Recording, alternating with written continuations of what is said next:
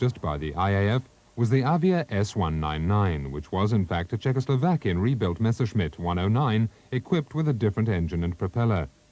These modifications made the Avia as dangerous for its pilot as for its enemy, and the S-199 was soon nicknamed Mezek, which means mule. Other planes were bought in Czechoslovakia, such as the Spitfire Mark 9. The black aircraft was the personal mount of Chaim Weizmann, the future commander-in-chief.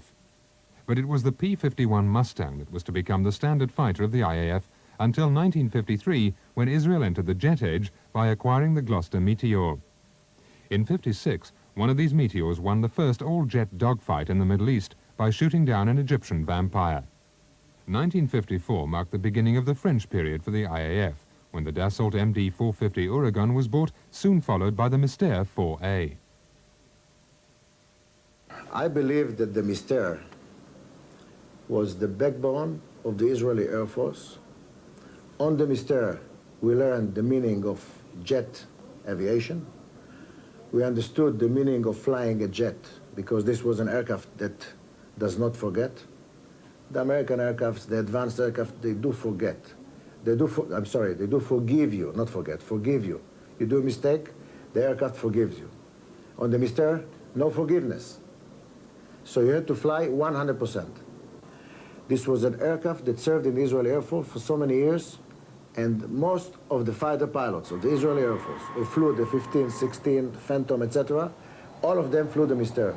So the Mystère has a special place in every pilot's heart. By the time the Suez campaign started, the IAF was no longer a small group of mercenaries and adventurers, but a first-class air force. Its pilots were well-trained and flew modern jet fighters, but their number was still too limited.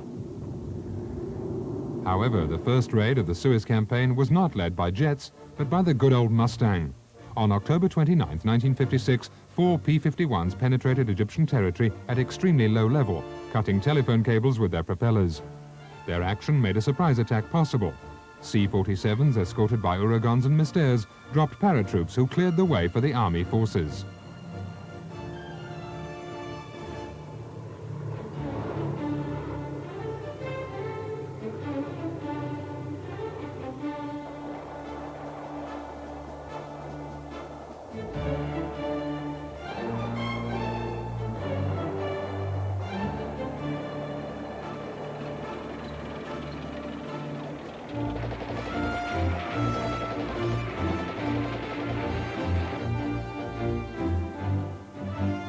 A few days later, the Sinai was conquered and the blockade of Eilat, the only Israeli port in the Red Sea, was raised. In the meantime, the French and British forces fought for the domination of the canal. The war lasted only 9 days. An ultimatum of the superpowers forced France and Great Britain to withdraw their troops. Under the close surveillance of UN forces, Israel withdrew from Sinai.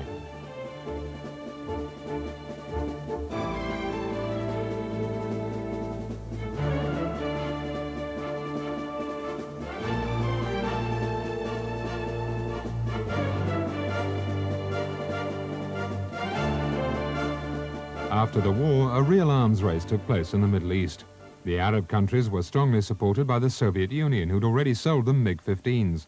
However, the MiG appeared to be inferior to the Mystère 4 in air-to-air combat. It was replaced by the MiG-17 Fresco. With the Fresco, which flew higher, faster, and outclimbed the Mystère 4, the Arabs caught up their technological gap. And the MiG-19 Farmer, Sukhoi Su-7 fitter, and this British Hawker Hunter made things even worse for Israel.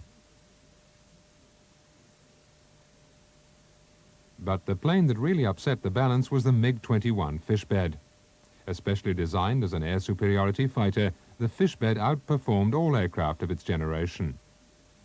The 10 years that followed the Sinai crisis saw the passing of the IAF's last piston-engine aircraft, which were progressively replaced by the Ouragan, Mystère, and this Super Mystère B2, an advanced supersonic version of the Mystère 4.